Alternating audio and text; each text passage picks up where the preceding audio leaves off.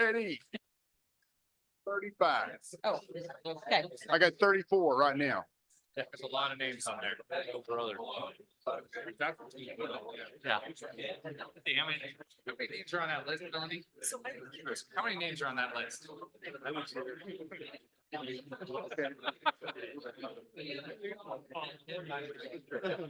know, it's Not as many as I thought there would be. But some of the. It's hot. It's really hot. Okay, we're going to call the regular Village of Corrales Council meeting to order, please. Turn your phones off or put them on vibrate so you don't interrupt anything going on, or, don't get embarrassed by being pointed at. Yeah. And once you've done that, please stand and join me in the Pledge of Allegiance.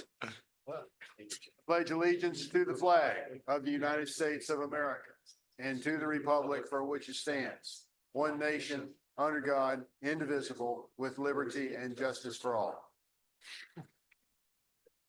Counselor Miera. Here. Counselor Woolman. Here. Counselor Knight. Here. Counselor Alsabrook. Still here. Counselor Burkett. Oh, Here. gosh. Counselor McMurray. Also here. Oh, well, that's good. That's good. Okay, I need an approval of the agenda, please. Do I get a motion? I move that we approve the agenda. Okay, do I have a second? Second. I have a second. Okay. All those in favor signify by saying aye. Aye. Agenda is approved.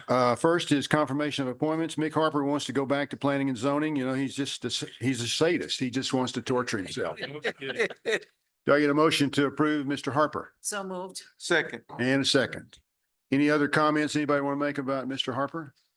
Perhaps might need psychiatric evaluation. Yeah, probably. Yeah, Fishing rod. yeah.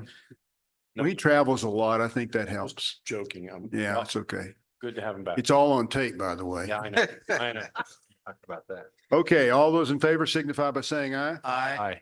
Okay, now we go to Corralanos Forum. This section is for informational purposes Wait. only. No. Administrators report. Oh, gosh. Oh. Ron shining moment. You tried to take it away from him. Call that a Freudian slip? Maybe? I don't know. Okay. That's Administrators report, please. All right. Good evening. First person up is Tanya, real quickly. Thank you, Mayor, Council, Administrator Curry. I thought I was going to get out of having to do this today, since we're going straight to councilors report. Excuse me, I'll do Tanya. it. Go ahead. Excuse me.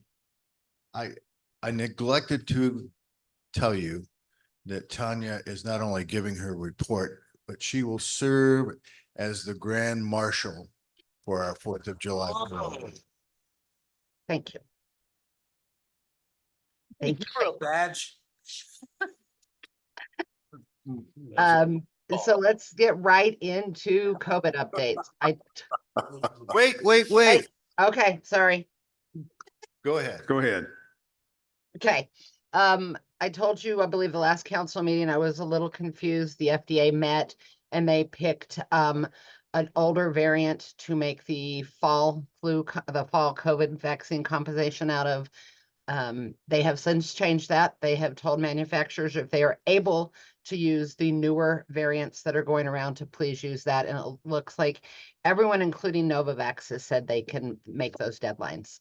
So there will be mRNA vaccines by Pfizer and Moderna, and then a non-mRNA based vaccine from Novavax is what it looks like. The vaccine is still available currently for anyone who hasn't had a second shot that's over the age of 65 in 4 months. Let's go straight into COVID numbers. The wastewater for New Mexico is considered very high according to the CDC mapping, and it had been going up quite a bit. New Mexico's actual website for COVID is down. It hasn't been working all day, but we'll go over the United States. 39 states are on the rise.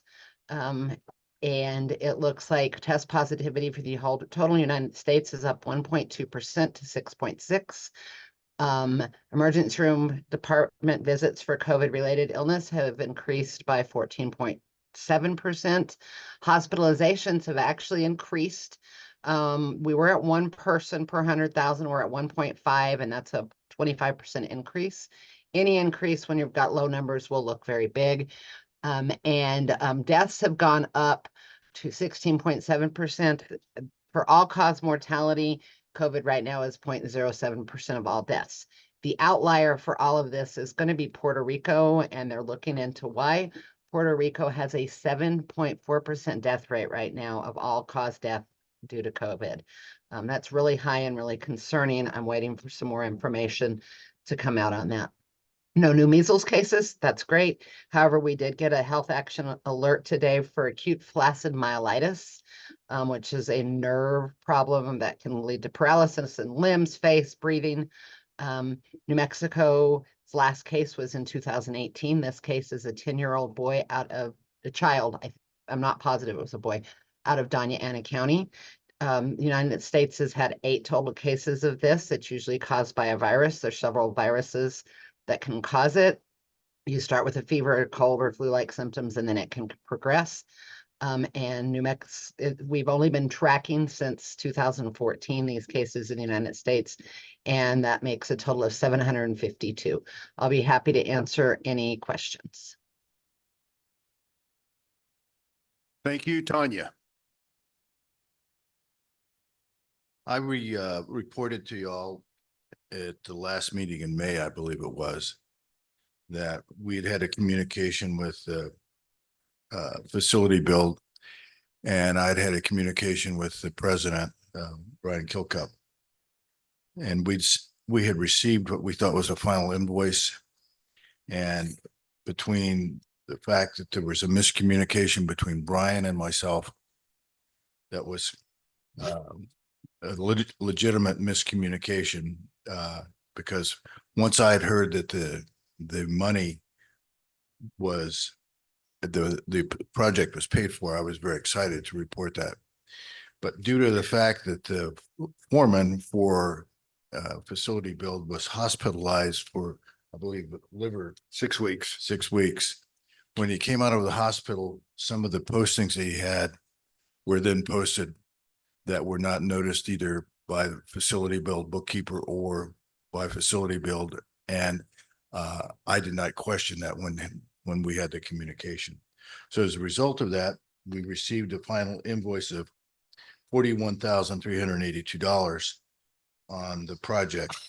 And so I felt it was imperative to report that to the council, because that was different than what I had told you previously. So those funds have been paid, but we wanted the invoice. The final invoice came out on May 28th. And it was imperative that we pay like we do on all invoices. We want them paid in cash by the end of the year so that we don't have any checks flowing in between. So we issued a check for that. And so it will be paid in full as soon as they cash the check. But I wanted to alert you to that. I take responsibility for the miscommunication that took place, but it was an effort to, I think, try to shine some good light on some of the endings of that we had with the animal building. And it was through the work of facility build and through our folks that we ended up having a very positive relationship with the state inspectors at the end, and they actually helped move the program along. And nonetheless, there was that miscommunication. You know about it now. We believe we've remedied the situation, and we're going forward.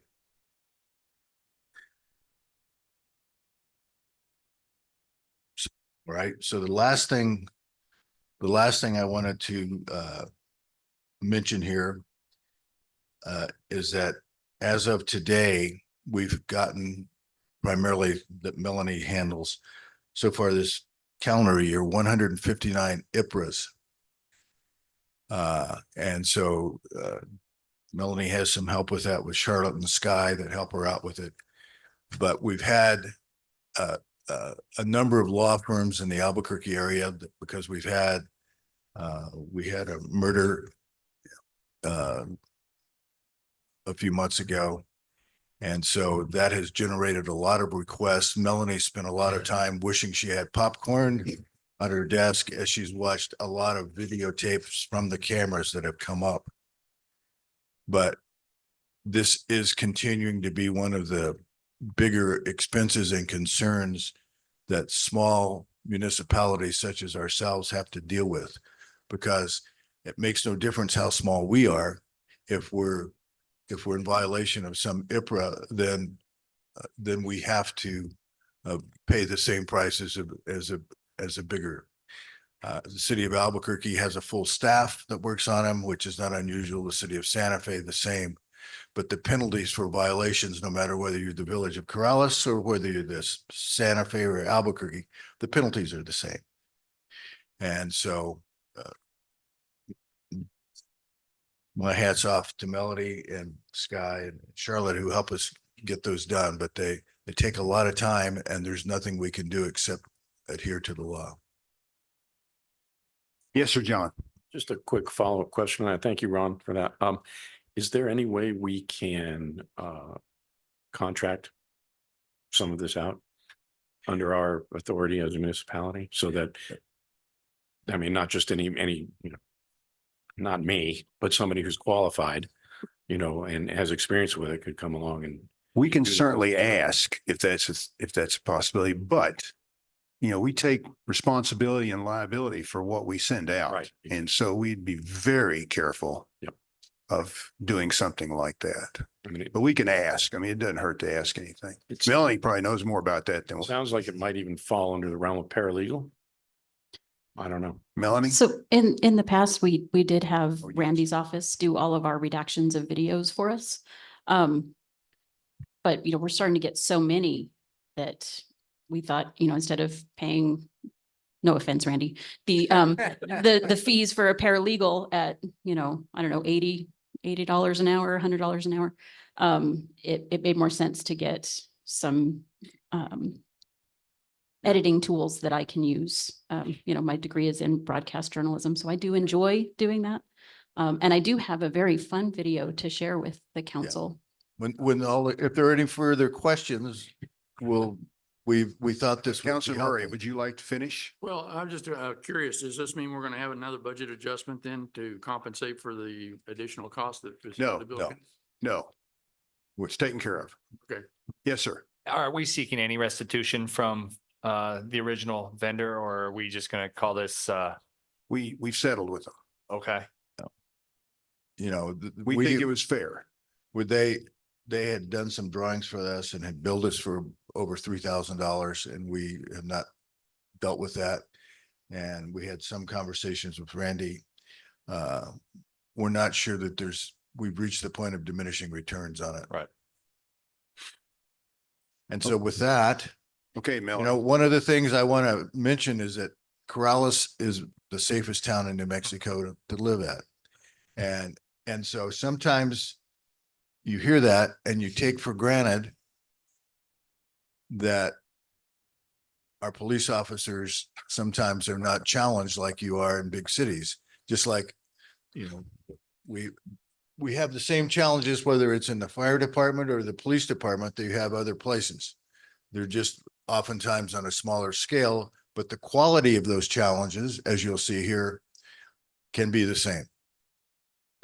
So for the people on Zoom, if you're on your phone, this video has no audio. So this came from a road rage incident. Well, let me see what the date is on this. May 9th. So if you look here on the video, watch over here where that black truck has just pulled in. Okay, so this is the first car that was involved in the incident. This gentleman works at this building back here. So he was driving to work, had an incident down at Alameda and Corrales Road with this white car that just pulled in. So gentleman number one gets out of his car to go to work. Then he notices the person he had the incident with is right behind him. He gets out and he says, "Hey, dude, what the heck?" And the other car pulls around, realizes he can't get out, pulls around. Now watch very closely. Hits gentleman number one.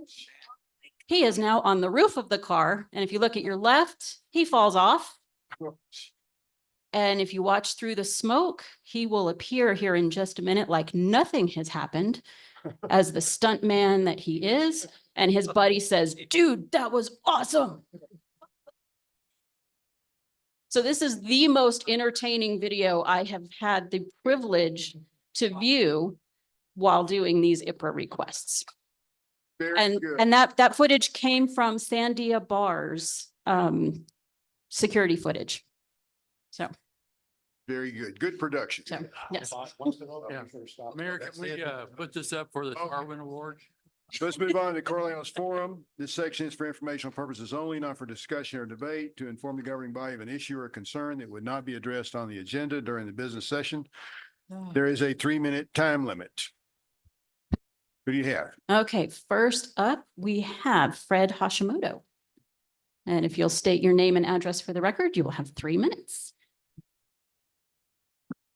Hi, Mayor, Councilors, I'm Fred Hashimoto. I live at 485 East La Entrada.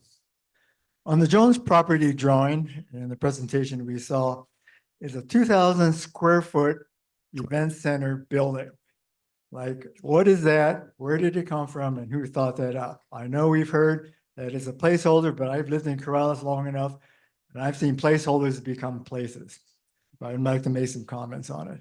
A while ago, the PAC committee, the Performing Arts Committee felt that it wouldn't sell well, so several classrooms were added to the design and became the ACE facility, Arts, Community, and Education. And then to make it sound better and more general, it became the multi-use facility, MUF.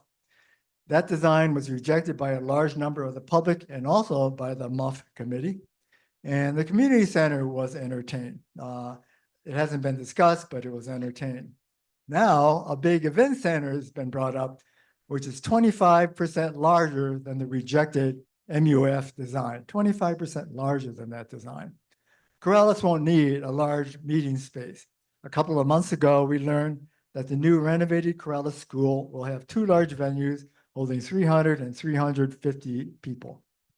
One of them has a built-in stage.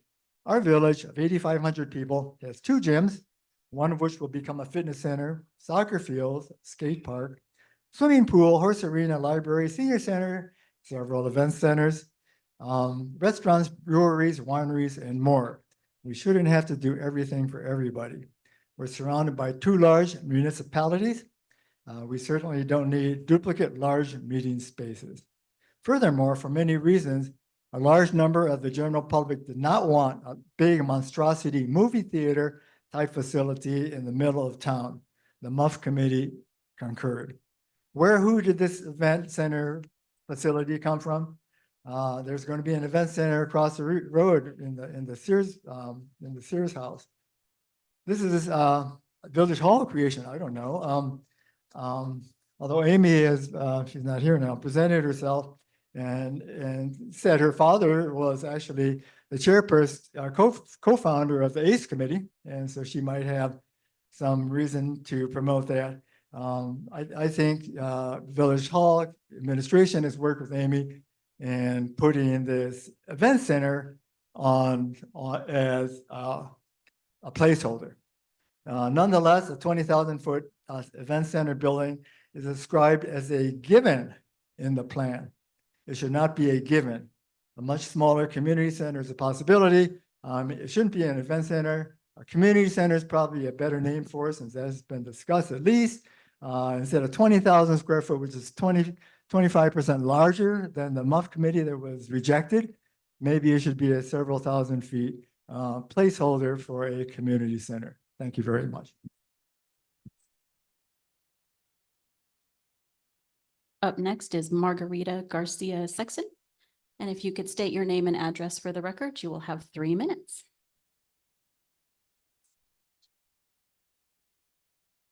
Thank you. My name is Margarita Garcia Sexton. I'm at 53. Whoa. On this road.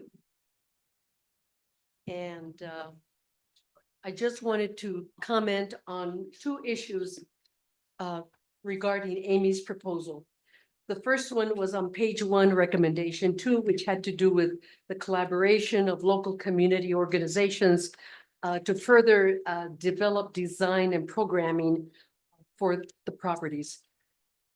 I don't see anything in there, and I'm glad that she said that this wasn't anything solid, but that there is nothing in there that at all involves the general public. The second recommendation number 4, also on page 1, talks about the property owners' shared working agreements. But no mention is made about the problems that we have in the neighborhoods with lighting, with traffic and other nuisances, especially the traffic. So I'm not so sure that private property owners are to be used but not involved in the whole planning process, which it does not seem to me at this point in time. So I came up with these suggestions, and I believe that we need a community-based planning group. We need the appropriate expertise to work on these plans and to make sure that all of Corrales is represented. And that we make these presentations and ideas so that everyone can hear them. We need town hall meetings. I've mentioned this before, I'll say it again. I think it's very important to have town hall meetings and to involve the community so that the people can say what they want. People need to be involved in this community to say what they want, not just what is provided to them. So, thank you.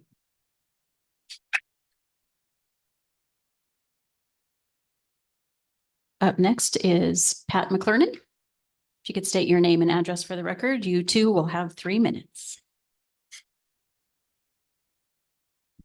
Thank you. My name is Patrick McClernand, 2968 Corrales Road. I think a lot of us didn't anticipate time available at the workshop, so we signed up for this 3 minutes. But basically, we wanted to talk about a little bit more about the planning project. The Comprehensive Planning Committee has been working on updating the plan involving a lot of public feedback. In their presentation earlier this month, the Responsive Government Panel displayed list an opportunity.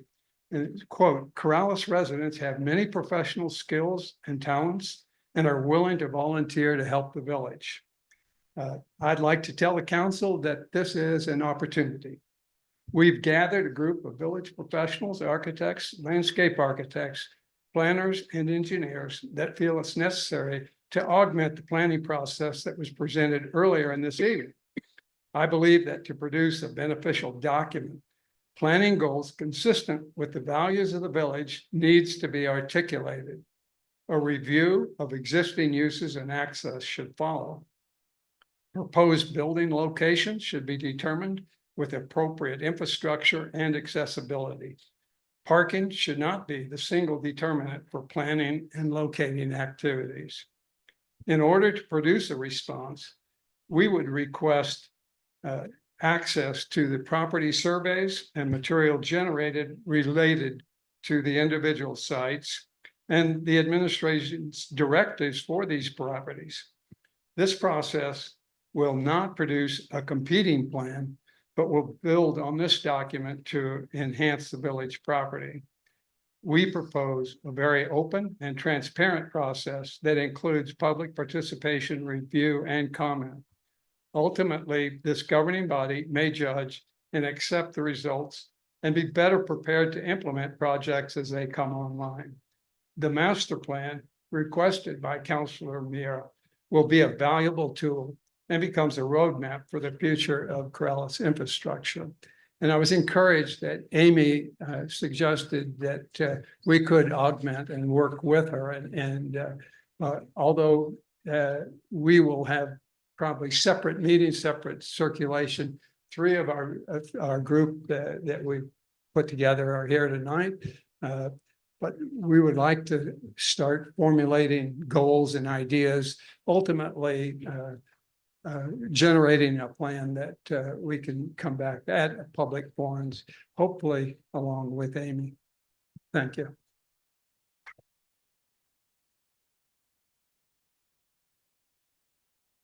Bill Perkins. Bill Perkins, again at 5768 Corrales Road. I'm a retired landscape architect.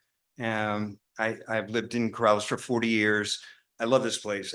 I love I grew up in California. I came to New Mexico 40 years ago. Corrales is my home and I love it. And I love the old farmhouse that I live in down the road.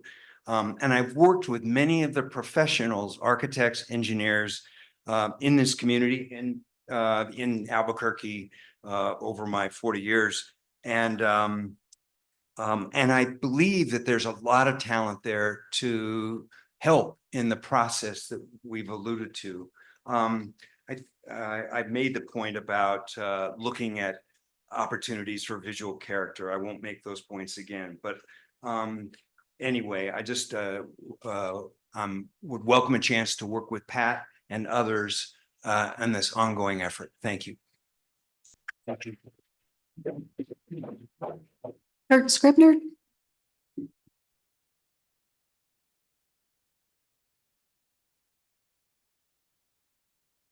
My name is Kurt Scribner. I live at 272 Angus. And I want to talk about animal services with our recent dog and horse event that we had. I had heard, but not witnessed directly, that there were some unkind words said about animal services.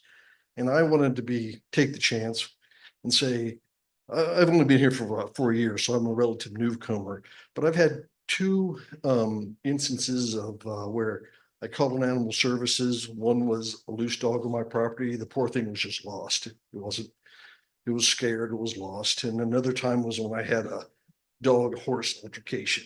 In both cases, the animal services people were prompt, courteous, and professional.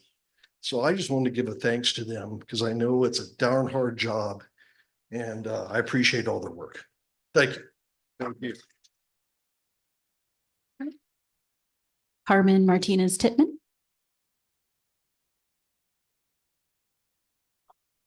Good evening. My name is Carmen Martinez Titman. I live at 5567 Corrales Road. Thank you for all you do and for the open forums that you provide. Please give villagers a chance to learn as much as possible about what is happening in and to this village. Please demonstrate open government that is transparent, participatory, and collaborative.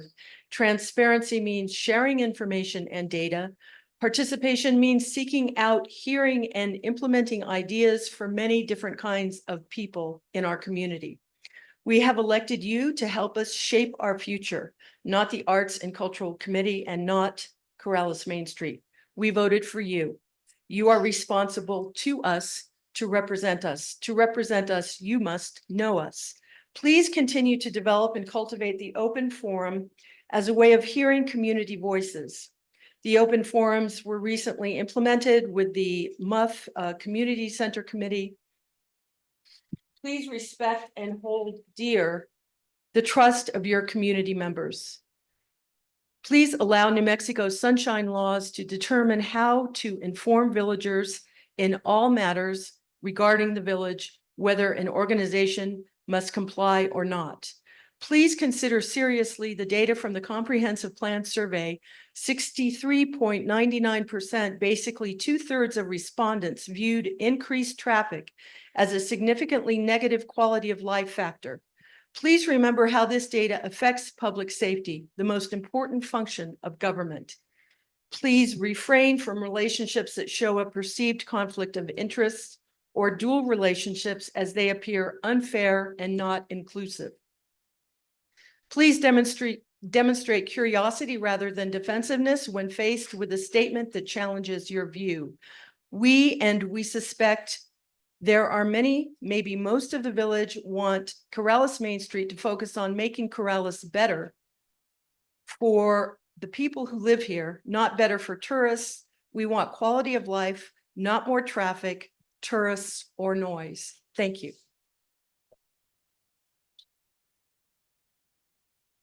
Okay, and our final speaker of the evening is Rick Toller.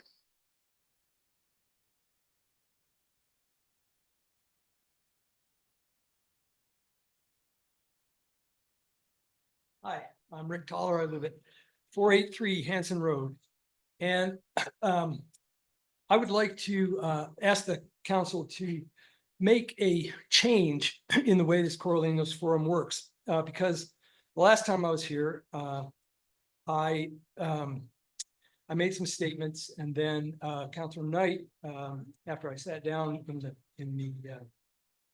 the counselors forum, responded to my statements with what I thought was something debatable, and I wasn't able to respond to her. So I would like the rules to be changed so that if someone here at the microphone says something that you guys want to discuss, that you would be allowed to engage us rather than, just make a statement and then it's over, because that leaves stuff on the record that may or may not be correct. In my case, Counselor Knight said that we had a traffic study already, and that is not the case. We have had traffic cameras that record the data, the number of cars that go by on West La Entrada, East Ella, Metal Arc, a couple other places. But that is not a traffic study in the sense that all it provides us is data, and that data is also flawed. It does not actually, it's not all that accurate. And so the data that we did collect on West La Entrada showed that there were about 350 vehicle trips up and down the road, total of 700, so 350 each way average over the course of the week that it was there. 30% of those people were speeding, and that doesn't account for the people that saw the traffic things in the distance and slowed down, the ones that saw people's taillights and slowed down, or the ones that, which I've seen frequently, they slow down, pass the camera, and then speed up again. So, and then the data that was collected from that was then publicly misrepresented by the village government, unfortunately, and so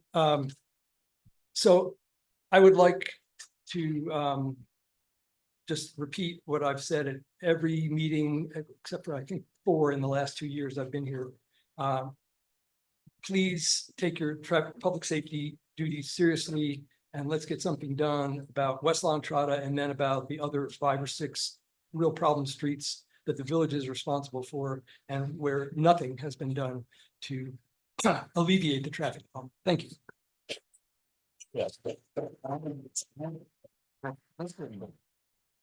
That's everyone. Okay. So we'll move on to Counselors Forum. This section is for informational purposes only, not for discussion and debate. To inform the governing body of an issue or concern that would not be addressed on the agenda during the business session. Counselor Knight. Thank you, Mayor. I think we need to get a new board and committee organized. I mean, obviously, the gentleman that spoke tonight about the architectural and landscaping ideas and planning that people have. I mean, we have how many 2-horse committees? We have a tree committee. We have library committees. If these people are willing to donate their time, why don't we have a committee that looks at architectural and landscaping issues in the village?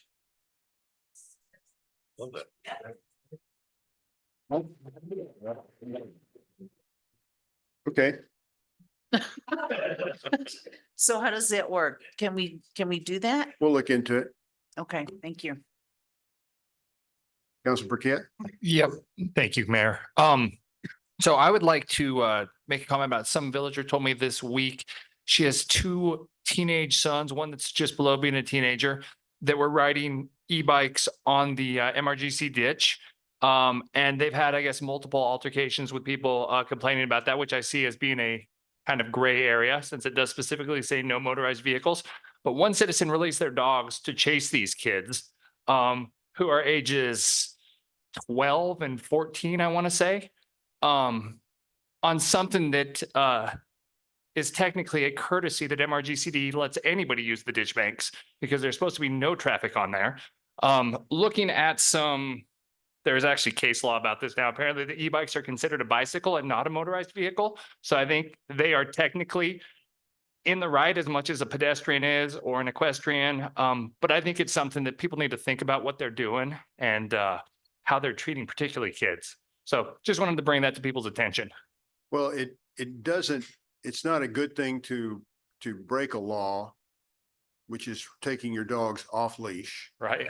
in order to deal with something that is, you're right. I think it's sort of marginal. There's some issues with electric bikes. Right. And I would just, I guess the next point is to find out from MRGCD if they have an official ruling on e-bikes and whether they consider those the same as other bikes. So with MRGCD, you have to be careful what you ask. Agreed. Yeah, no, They may that's probably, suggest you just stay off. it feels like a forgiveness instead of permission situation. But everyone that's on that ditch bank is in the same forgiveness versus permission situation, because technically it's gated access only for people that have legal access or are working on the ditch.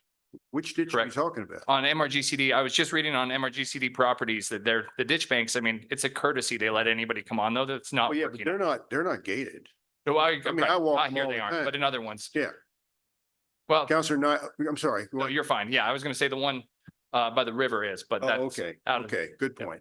All right, Counselor Knight. I was just gonna say, didn't we pass an ordinance to say that you couldn't use e-bikes, well, in the Bosque? I was thinking it was on all In the Bosque MRGCD perhaps, property. but not, So it's because they're MRGCD? quiet in the Bosque and it could probably surprise somebody or a horse.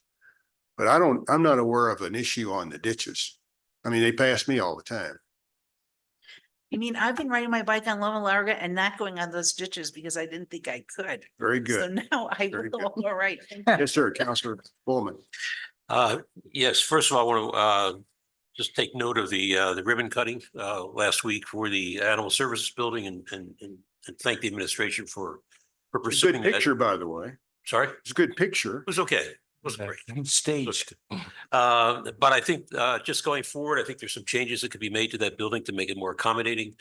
We also need to have a discussion whether or not to have a building for cats, because of the setup now is not a very good setup. And I think we can do that at a very minimal cost, a tough shed building, et cetera. And that's something we can discuss in the future. But again, I want to thank the administration for pursuing what we have now.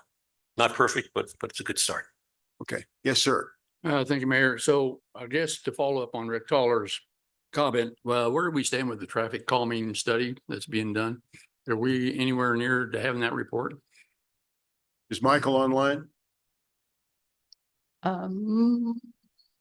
Yes, he is, but I've had contact with Oh. the engineer.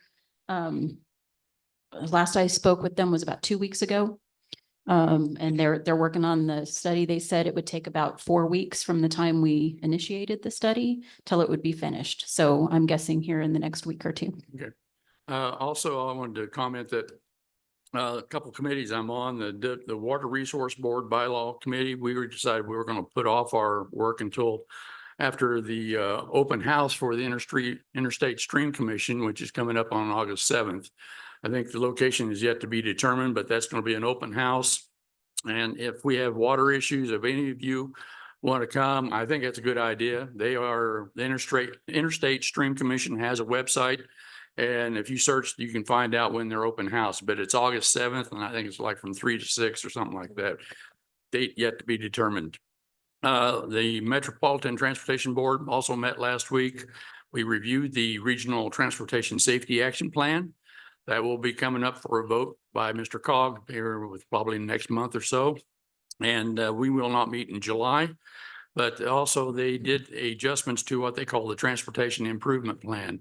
And that's where they just move money around as projects kind of change or so forth. But I just want to get that the RTASP, that Regional Transportation Safety Plan, Corrales is mentioned in it. We have a profile now that's in the plan. And to guarantee, it'll help us out with any safety plans that we need to work on within the village. Yes, sir, Councilor Burkett. I think Chief Martinez had a comment on the Bosque question, or did you? I thought you were trying to stand up. Come on up.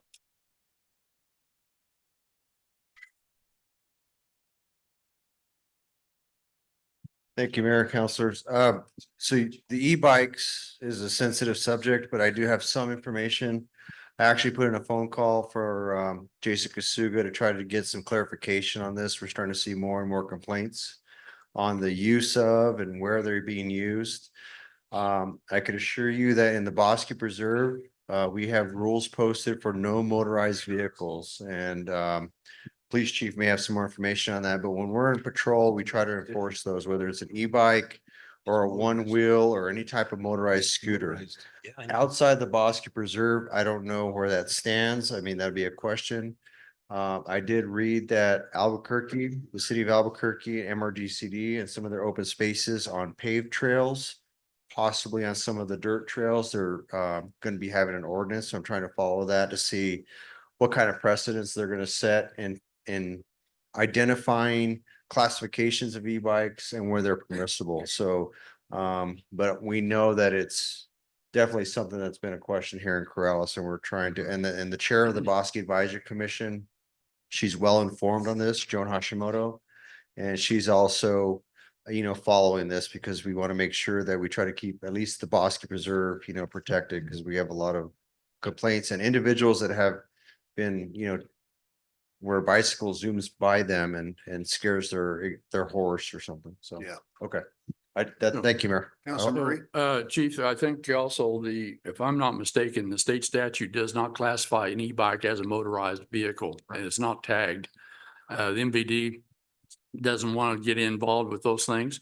And I think where they've gone toward is the National Park Service has established federal rules about e-bikes and where they can be used. And I think that's where they're getting a lot of their guidance from, if I'm not mistaken.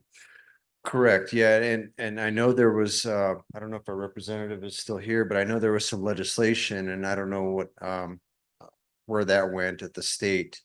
One of the big questions that's really coming up is I just recently found out that, some of the classifications of the e-bikes, they can go in excess of like 60 miles an hour.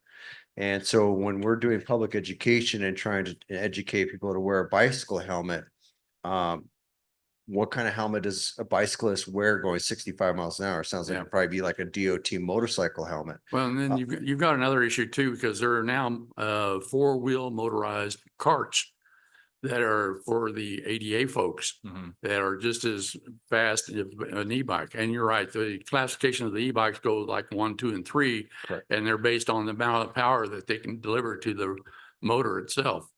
But the last I heard was 28 miles an hour was the fastest that the state or the National Park Service was allowing. But anyway.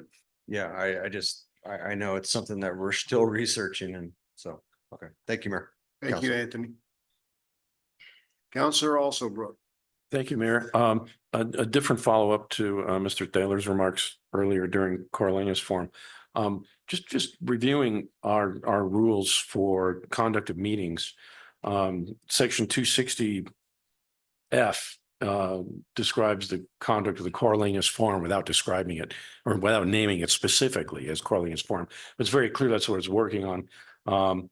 Interested persons may orally address the governing body on any matter concerning business of the village, provided, they say who they are and you recognize them and all of that.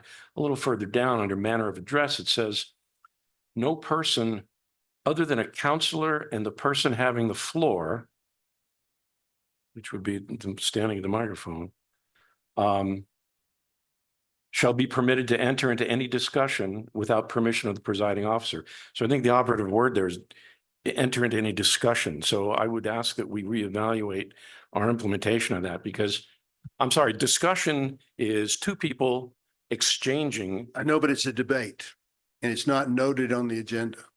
And so if someone, So then we need to change this section, I think, because I think it, well, we probably do, because it's been policy for a long time to. no, I understand. And that's why As you remember. I'm surprised to read it here. Would we then be in violation of the Open Meetings Act, though, by doing that? Because it's not on the agenda as a topic to be discussed in an open meeting. I understand. Yeah. So I think that's where we That's get why into we issues. phrase it the way we say, this is not for debate. Right. And so that hinges on what's a debate and what's a discussion in the law. And I think we need to look at what we have written here, because I can understand why someone reading this might think that they're entitled to back and forth when it's not our practice.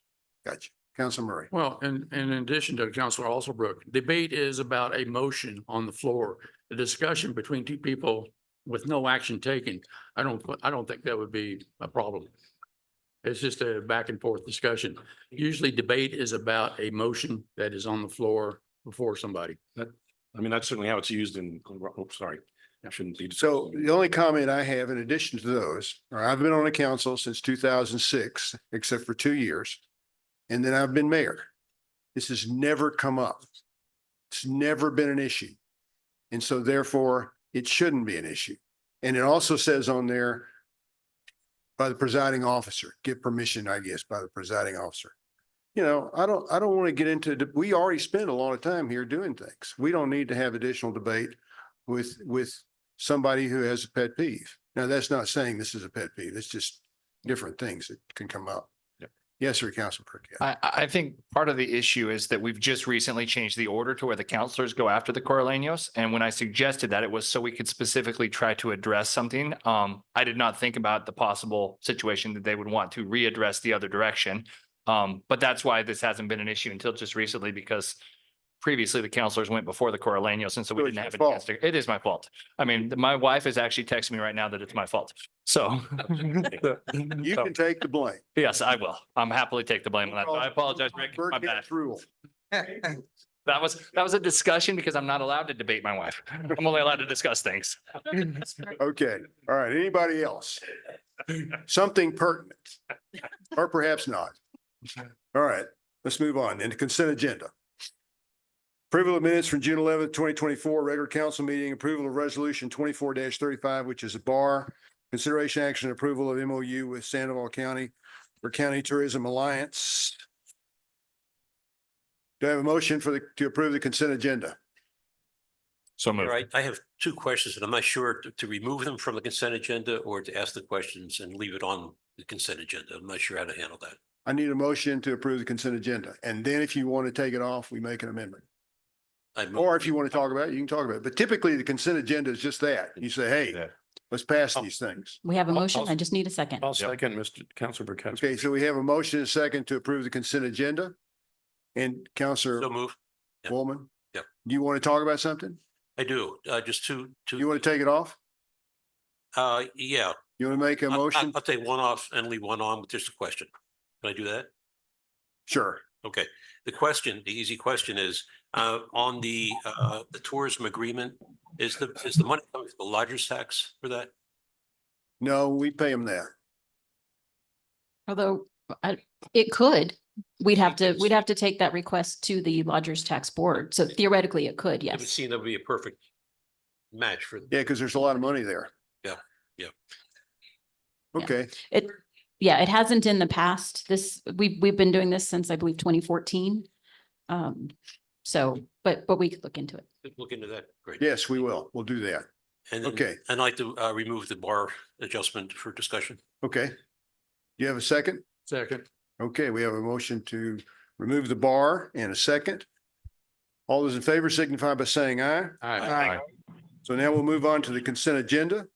All those in favor of approving the consent agenda signify by saying aye. Aye. All right, now let's move on to the bar. What is it you want to talk about with the bar? Yeah, the bar adjustment for police supplies. At the last meeting, I don't know what that's for. It says for police supplies for the special police fund. Part of the police fund typically has been money received from dentist friends for supplies for animal services. I don't know whether this bar is for that or if it's for something else. Counselor, Mayor and Counselors, I'm not sure exactly which one we're talking about. They should be separated though, the police and animal services, even though they all fall under one department. By 1920, designated police in 1921 for animal services. So is there that designation on the one you're referring to? The 226 is the special fund for everything, but 1920 would be police and 1921 would be animal services. Yeah, And so for supplies, it could be, I can't think of what it could be for police. So if it's for animal control, it could be food or microchips, those types of things. Well, that's that- what I'm that wondering, come up. because- Yeah. Raina's online. Raina, will you want to comment? Mayor, Councilor Murray, and Chief Magic Capper, this is actually 1951. I believe that's the DARE one. Basically, we've just received more revenue than we anticipated. So we're not spending anymore. We just got more money. Chief, isn't that the DARE program? Yeah, 226 1951 would be DARE. That's what it is. Would be in a special fund. And so Their donations, Officer Heaton solicits donations for doing, he's the only one left in the state, as far as I know, who does ink fingerprint cards. And so this is just more revenue, Raina, right? Is what you're saying? Yeah. Yes. Okay. Correct. Nothing is spent, just revenue. Okay, so the question remains then, I guess it's not part of this about that supplies for animal services. So You were going to look into that you requested that we put aside some funds for the animal services starting after July 1st. after July 1st, and that's going to get done. Right. Where do we stand now? It's going to be in the budget. Raina? Well, Mayor, Council, Murray, our initial budget was already approved by DFA, so we can start spending that money July 1st. There's been 25,000 allocated to a special fund for that. Okay. so we're now at the 25th. Are we okay between now and the 1st of July in terms of food and detergent, for clothes and? Yes, sir. We should make it We're okay. last few days. Okay, yes. great. Thank you very Okay. much. Okay. Thank you, Raina. Thank you, You're Raina. welcome. You're welcome. Okay, we'll move on to new business. Oh, we need to vote on the bar. Oh, On the bar. okay, so now we're going to approve resolution 24-35, the bar. So moved. No, it's already been moved. Oh, right. We took it off. Now we need to No, vote. wait, no. How do you vote? We Need a motion? we No, we gotta voted put it to back take on. it off the agenda, but we didn't vote or we didn't make a motion to approve it. We gotta Okay, put it back all on right. now.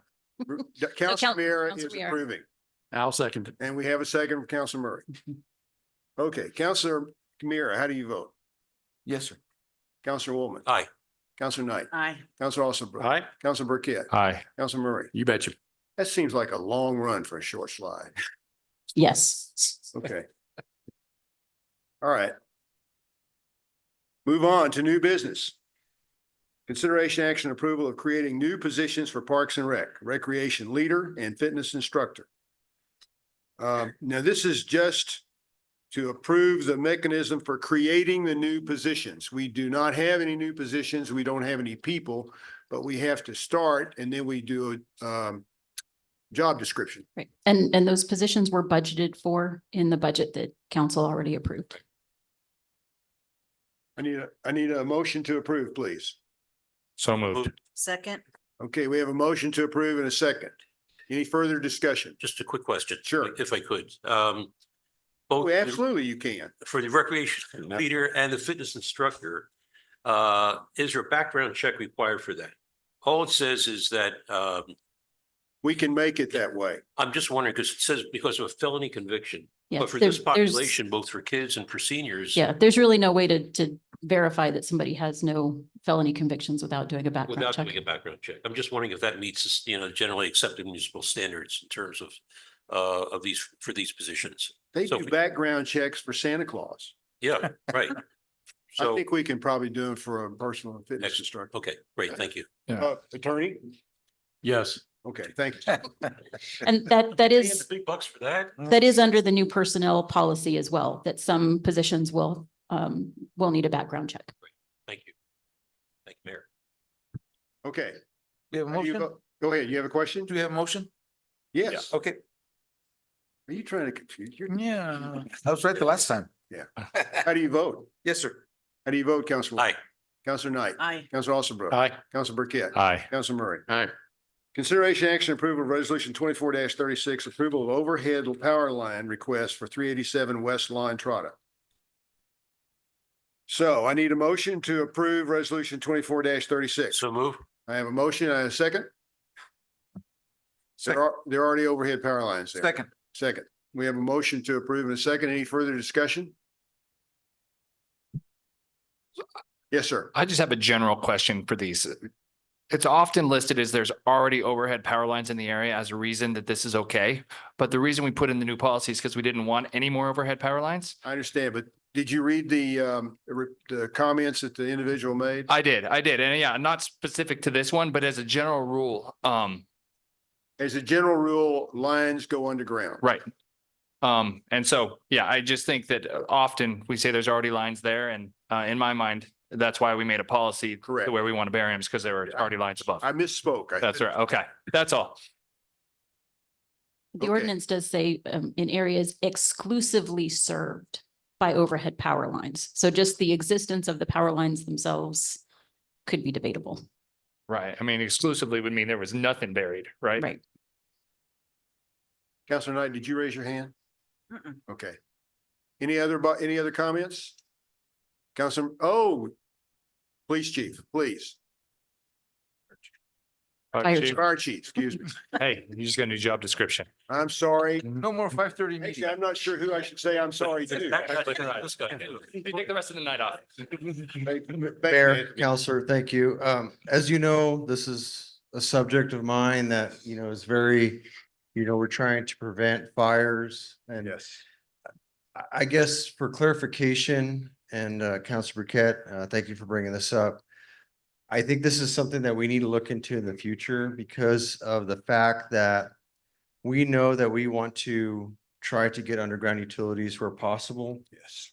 And if there's a way that we can make it to where if someone is going to hook up or reconnect a connection, that if they can connect it in a way that for future connection for underground. So the transition, so we're preparing for the future. And also one of the big questions is it already underground? Looking at this plan, it looks like they already have a service coming from a power pole through conduit into an underground service connection. So as I recall, there is, but there was an issue with how they had to do it and it was Close. cost prohibitive. Well, I'm the owner. Oh, okay. Well, here you go. All right, Come on up and speak. thank you. Thank you, Anthony. Right. I'm Alan Herman. I live at 387 West La Entrada. And when I built the house 32 years ago, I ran the line off the pole directly to the house underground, just like you're supposed to. Well, now that I'm retired, I want to build a shop there. And P&M won't let me build on top of the power line, underground power line. Oh. So now I have to go to the expense, added addition Right. to that, either running the power line underground all the way or jumping from there to the panel, which will be the new panel for the house off of the power pole, run that overhead and then trenching to the house. And I could save anywhere from $2,500 to $3,000 with the trenching involved to going that way. And that's why I'm asking permission to do it. Well, our issue here is the arcing that occurs with overhead power lines and we have them all over. And we would Fully like to have understood. as much underground as possible. And that's what our fire chief was talking about. Understood. So, Mayor, Yes, sir, Council Murray. so is there any vegetation within where the power pole is and where you're going in with the electrical? I mean, are there any trees obstructing or any limbs that may fall? There's a possibility because there is an elm tree about 30 feet away. So do we need to have you trim that back before? I have to trim it anyways to build the building Okay, because it's overhanging into my property. It's on the conservancy. yeah, I mean, it's an issue because the fire chief's correct in that the last time we had real stiff winds, my neighbors across the street, the power lines were flipping up and they got into the trees and they lost power for the entire block. And so the fire department responded as they should, but we had to wait for P&M to come out and straighten things out. So I just want to make sure that there's no vegetation that's going to interfere with that line. I will do whatever I need to do. Thank you. Councilor Austin. I'm, just a question. At any point, did you consider citing the garage differently? The way the property is configured, and we talked about this, electrician and I too. We are trying to put it as close proximity to the power as possible so that we could reduce that overhead. And then also if I had to go underground, reduce that exposure. Thanks.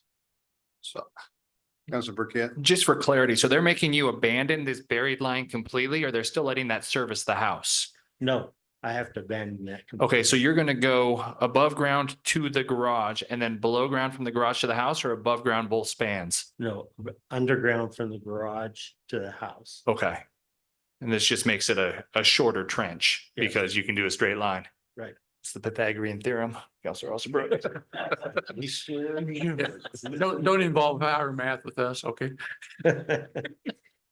Anyone else? Thank you, sir. Thank you. And Anthony will come by and check and make sure your limbs are trimmed.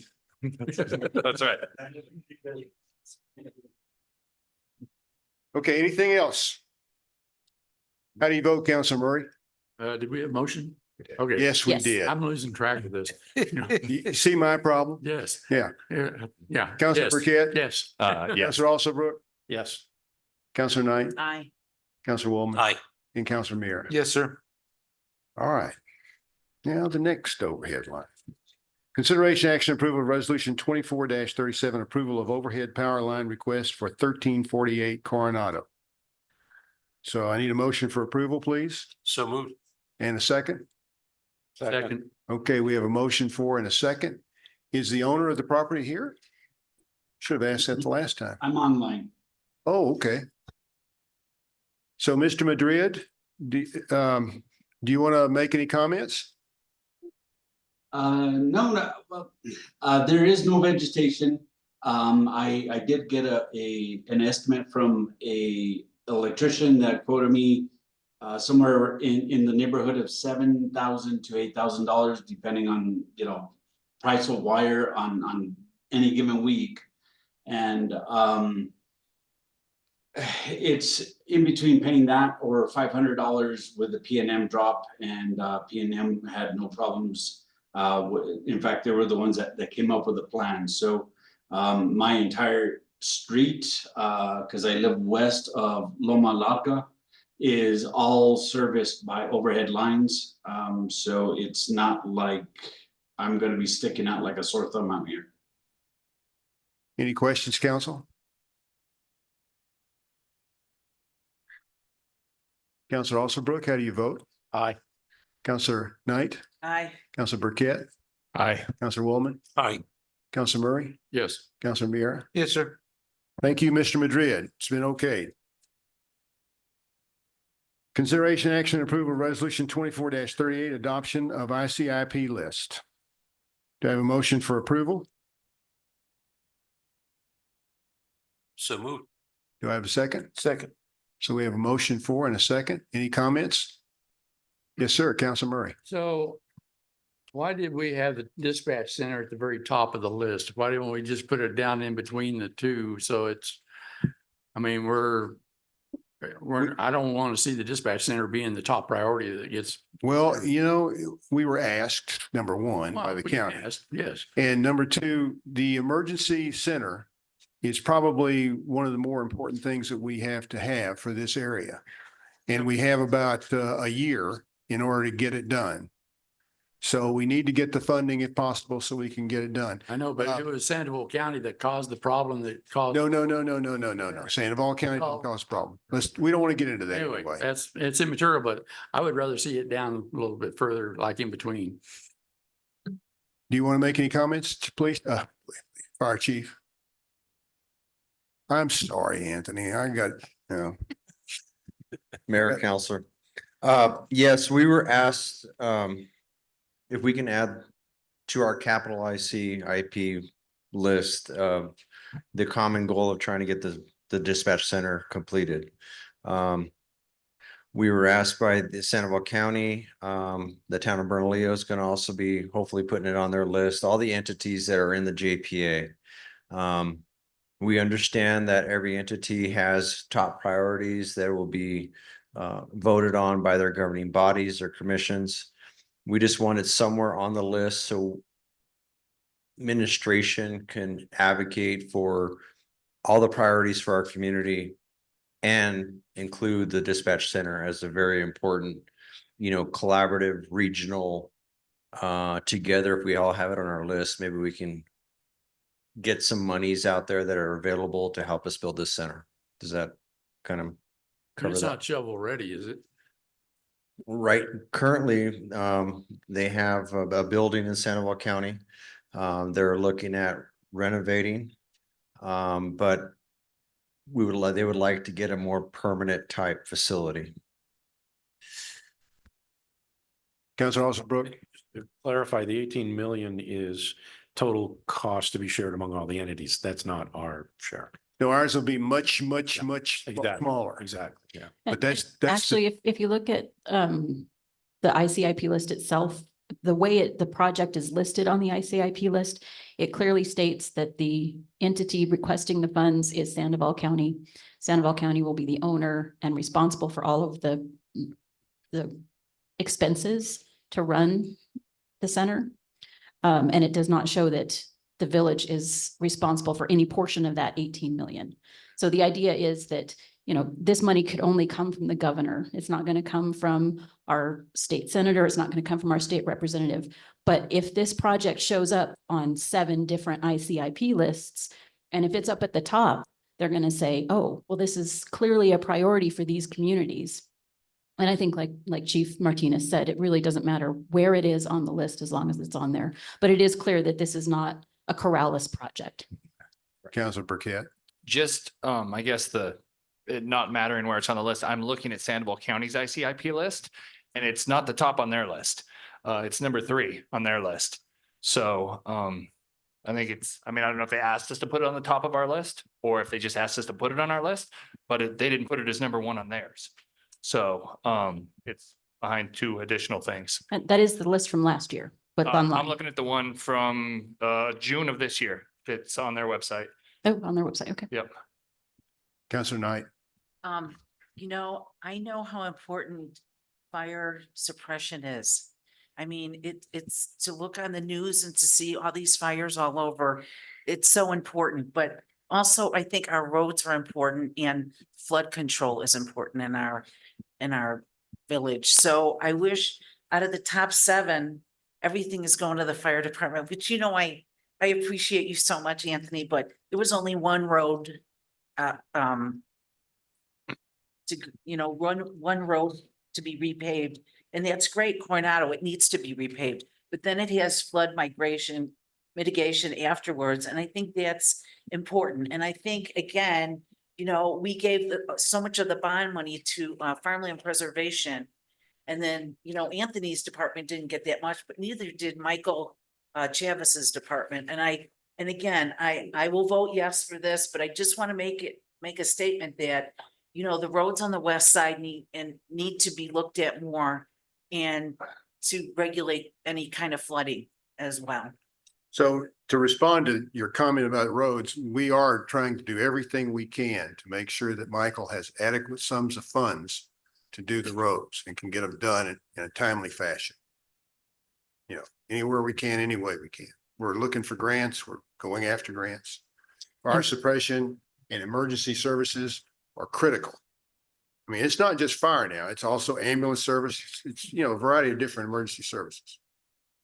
Someone else did you have your hand up? I'm just gonna make a real quick comment because people brought up, we're trying to get the governor's attention, her money, as I always look at, or any of the governor's money. So, you know, that's the way you get somebody else, the governor put it on their agenda, not necessarily having to ask the legislator to put it on their agenda. You do that.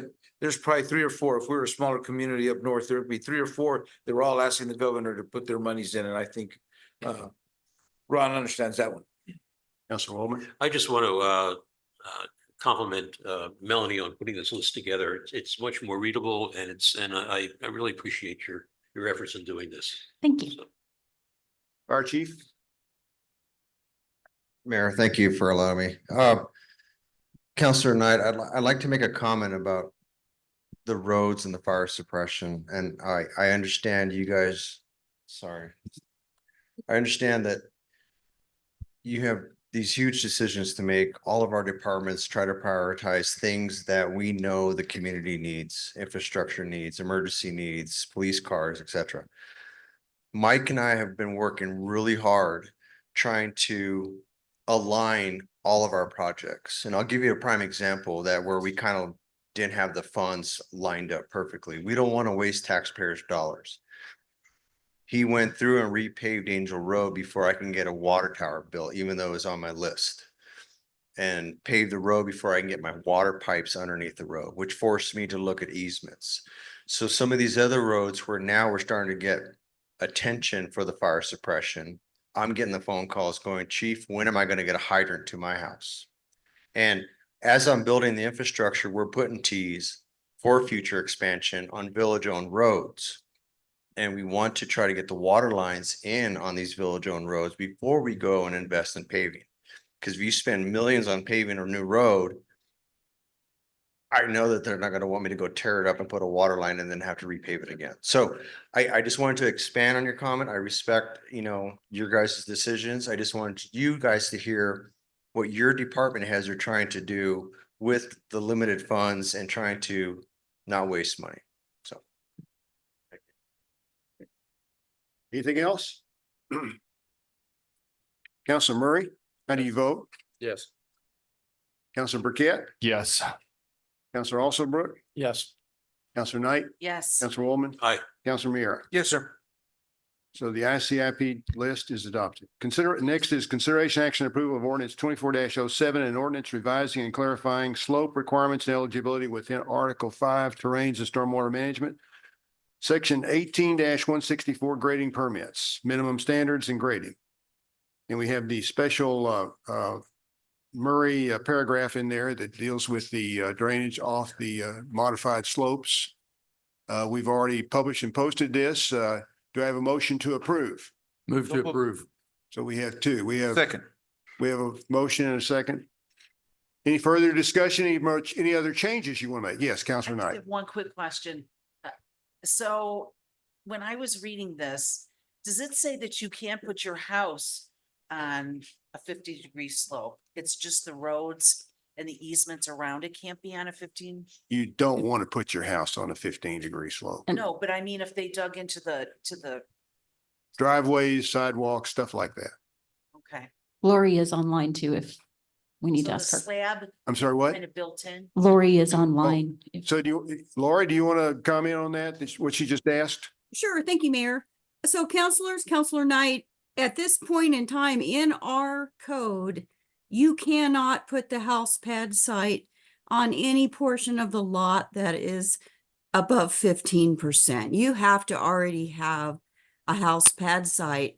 And then these variances to slope are for very specific things such as the driveway or a portion of a road or something not the house pad site. Okay, because that's what I was getting.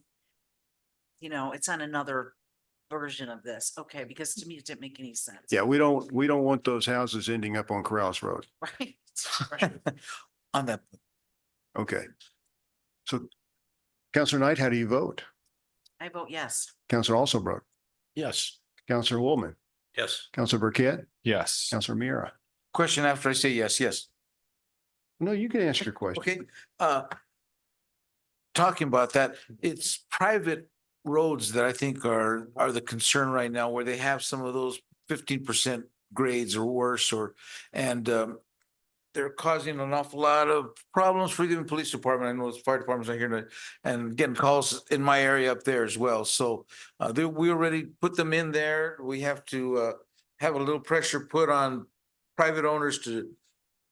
Okay, let me answer your question after you voted yes for this. I'm gonna vote Okay. yes, sir. Councilor Murray? Yes.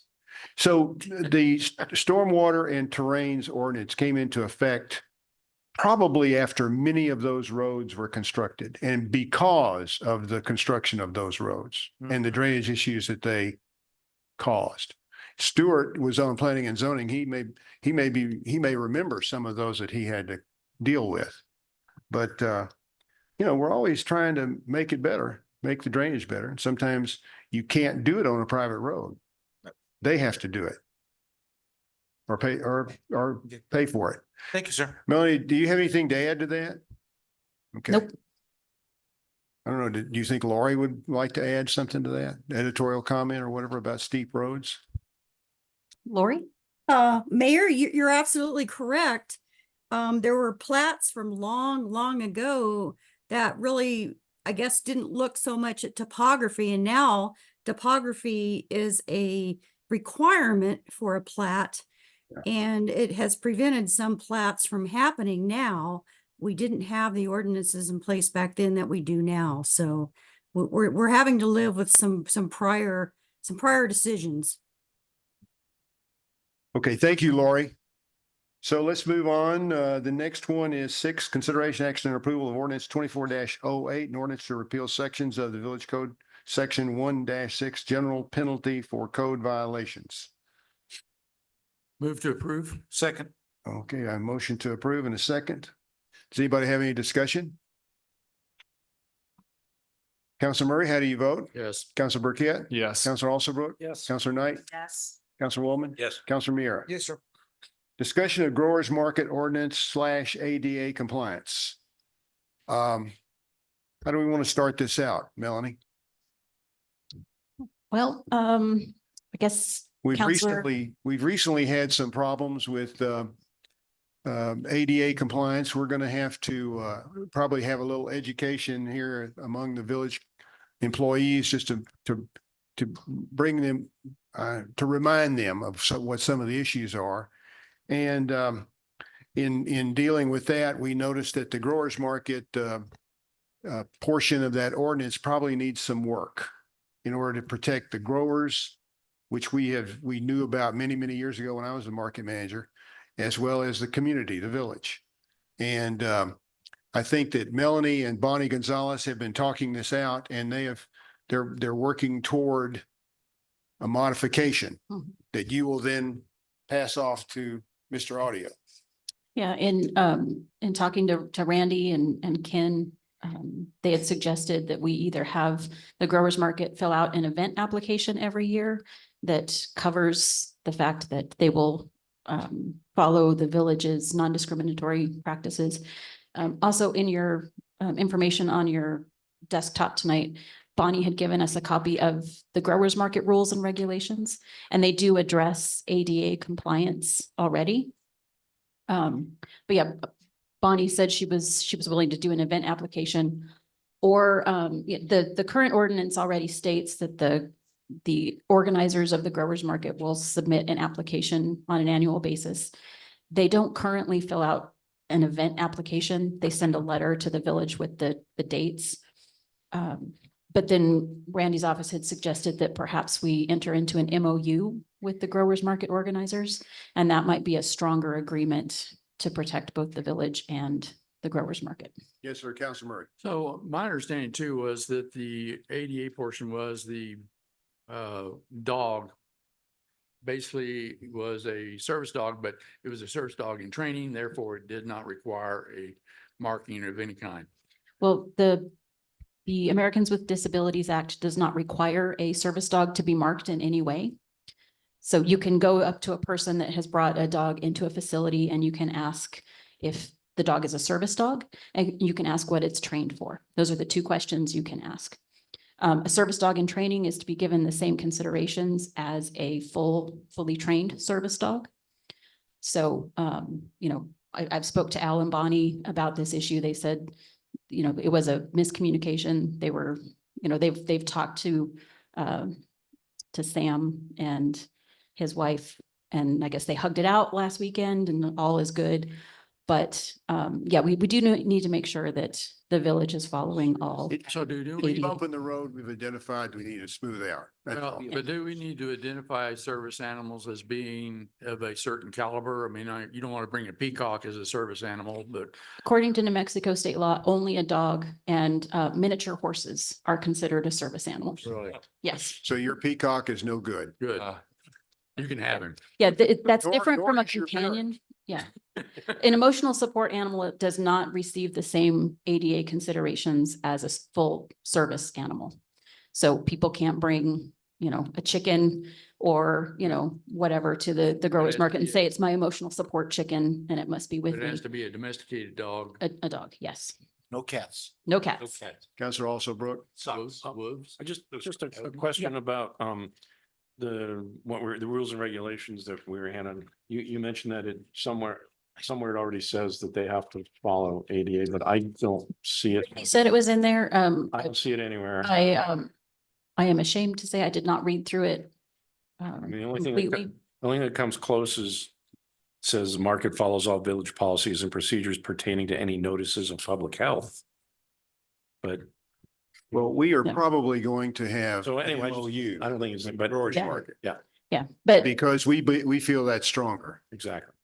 And they've gone a long time without, I guess you could say, the protection or the, the strength of the document for a long time now, because They're on a good luck winning streak. Yep. Yes, and this was an issue that we talked about I was manager since about 2005. We were concerned about liability issues for the vendors. And we had many discussions about it and how to deal with it. And everybody seemed to have a different suggestion. And so therefore, nobody came to a disposition. Mayor? Yes, sir. Just as a matter of course, this activity would fall under the general rule, which I believe should apply to any use by private parties, dedicated use like that of village property. It would just be like a concert that needs to have a MOU that has security, insurance, and so forth. I mean, it's a similar type of activity. It's always just good business for us to not let someone use our property without proper management. Yes, sir. So we have this under permissive uses. Why is it not under uses for review? And then as you stipulate, maybe a yearly annual permit? It was under a yearly annual permit.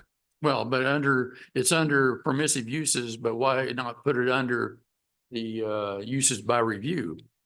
Well, you don't need to, it's not a zoning issue. You can allow it permissively, but then not allow anyone to use it permissively without a written agreement. Okay. Okay. Okay. That does not require a vote. We'll bring it back when we have an MOU. At this point, I need a motion to go into a closed executive session, please. So moved. Do I have a second?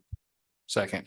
So I have a motion and a second to go into a closed executive session pursuant to the provision of the New Mexico Open Meetings Act adopted by the Village Council pursuant to NMSA 1978, Section 10-15-1H8. The Village Council will convene an executive session to discuss the purchase, acquisition, or disposal of real property or water rights, et cetera, by the public body.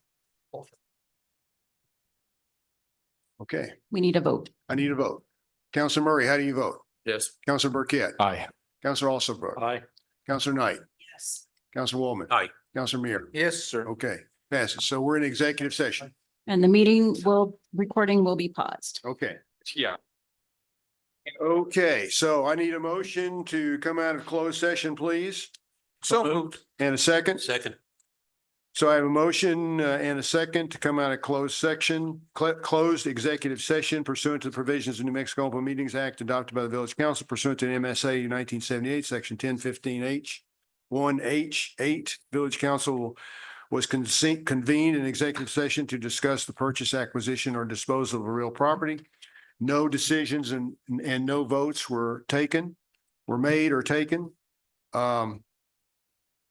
Now we'll move on to announcement of future agenda items. Do we need to vote? Oh, I need a vote. Oh, yeah. How do you vote? Yes, sir. Counselor Woolman. Aye. Counselor Knight. Aye. Counselor Alsobrook. Aye. Counselor Burkett. Aye. Counselor Murray. Yes. I'm sorry, it's my dictator blood coming out. But only for one day. It's that 5:30 meeting is what it is. Okay, so now we need, I don't have any real oh yeah, I guess we do have, no. I don't have any announcements here. We have future agenda items of appeal hearing for a variance to lot size 24-03, 7/16, 6 p.m. And then we need we're going to have a hearing on the Main Street Arts and Cultural District Plan 7/23, and that'll be up for approval. You have anything else offhand? I did forget to put on there that we will have a presentation from the Bureau of Reclamation regarding the River Mile 199 project, where they're rebuilding the bank of the river up by the siphon. And that will take place on July 9th. July 9th. And I believe Main Street wants to do another presentation in conjunction with the Arts and Cultural District Plan, but So it'll be part of that. I think it'll be part of this, yeah. Did any of you guys have anything you wanted, Yeah, Mayor, Councilwoman? in relation to the Main Street presentation last week, they indicated there was going to be a meeting in the chambers on July 8th. Is that correct? That is correct. It'll be in the afternoon and we will have a Zoom component and we'll record it and post it to the village website. July 8th, not July 9th. Somehow. I Yeah, got- it's a Monday. Yeah, okay. Anyone else have anything they want to clarify or put on for a future agenda? Okay. Having finished the business session, we are adjourned. Right, still light out.